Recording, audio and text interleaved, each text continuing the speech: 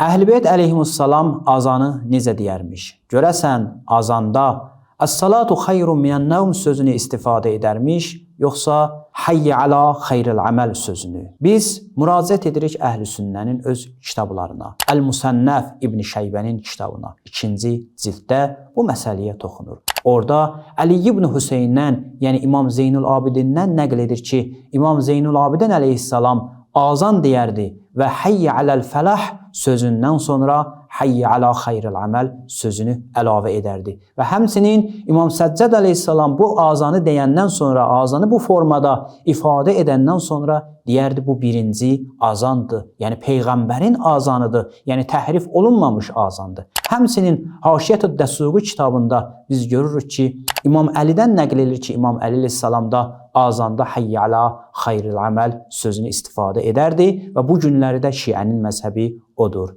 Biz Şiələr Əhl-i Beytə tabeyik. Bəs görəsən siz Vəhhabilər kimlərə tabesiniz?